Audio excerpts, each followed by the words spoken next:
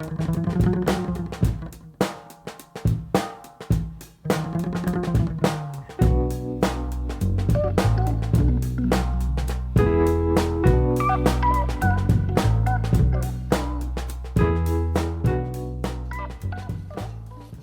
successful veggie garden begins with prep work. A little clearing the space and amending the soil now pays big dividends come harvest time. So the first thing you want to do is select the right site. Placement's everything. You need an area that gets at least 8 hours of light a day. Now we've got this little spot here, gets light from about mid-morning to late afternoon. Isn't that right, Melissa? Yes, sir.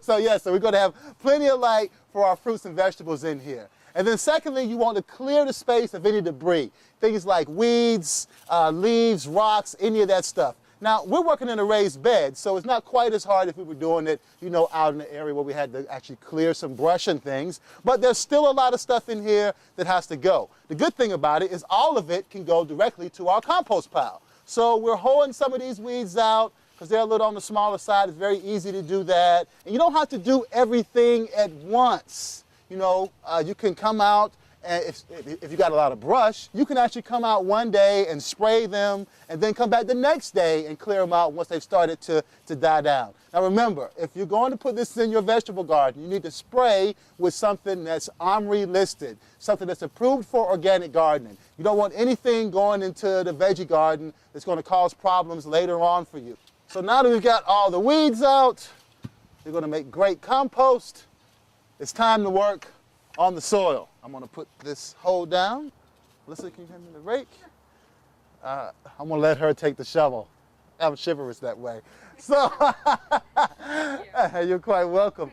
So, at this point, what you got to do is you've got to turn the soil and start to get in there and really move it. So you want the soil to be loose so that the roots will be able to get down in there. Now, there are a couple of schools of thought on this. If your garden's already established, sometimes people don't want to turn the soil because they want to make sure that the soil structure stays. But if your garden's brand new, this is probably one of the best things you can do to give your plants a fighting chance to compete with a lot of things that are there. Great job, Melissa. Thank you. You know what? Let me get some of that. I'll take the shovels. I'll spell you for a bit. And remember that this is a workout. This is an aerobic workout. Whether you are behind a tiller or whether you are using your shovel and using body power to do this, you're going to burn some calories. You're basically trying to get all this soil flipped over just a bit so that the structure of it is looser and the roots are able to get down and grow and get all the moisture that they need. You just keep turning the soil over, and then after you turn it for a while and got it good and worked up, then you can start adding your compost and your top dressings. Here you go.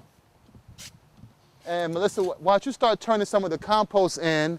I'll actually rake and hoe some down into the bed as well.